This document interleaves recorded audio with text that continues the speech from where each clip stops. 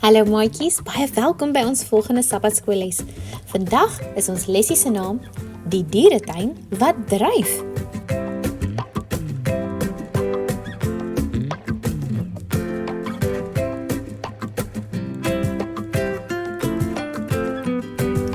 Ons is nou by les 7 van die tweede kwartaal. Die geheelteksvers kom uit Filippense 1 vers 27 en dit sê, werk saam as 'n span vir die geloof. Die boodskap is dat die mense in God se familie saamwerk. Hou jy daarvan om die dieretuin te besoek? Het jy al ooit gekyk hoe die mense die diere voer of hulle hokke skoonmaak?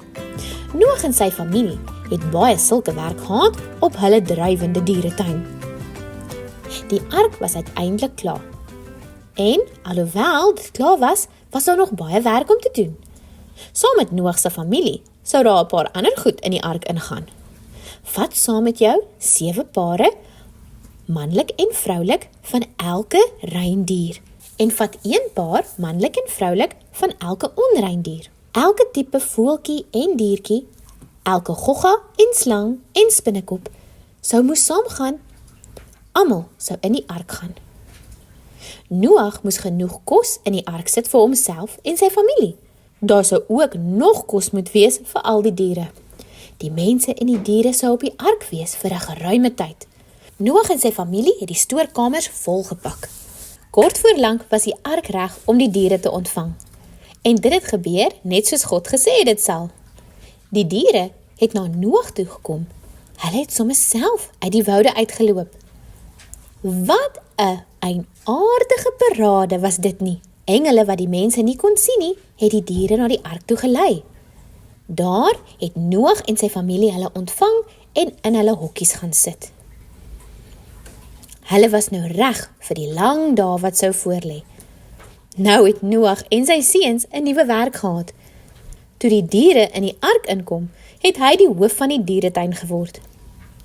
Vir baie maande het Noag en sy familie gesorg vir al die diere. Dit moes 'n groot werk gewees het, maats. Het jy 'n hondjie of 'n kat by die huis wat jy versorg?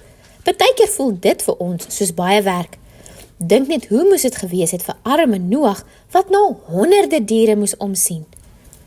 In 'n gebou wat groter was as 'n sokker of voetbalveld. 3 verdiepings hoog, vol diere.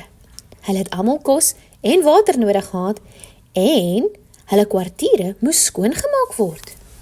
Hierdie was beslis nie 'n vakansie vir Noag en sy familie nie. Hulle het lang harde ure gewerk om vir die diere te sorg, maar hulle het saamgewerk as 'n span.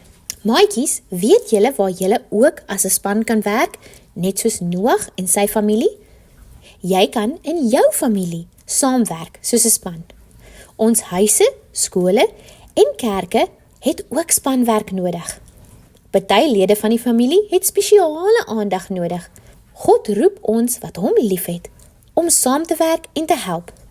Al is dit om vensters te was, vloere te vee, skorrelgoed te was. Dit klink dalk nie so opwindend nie.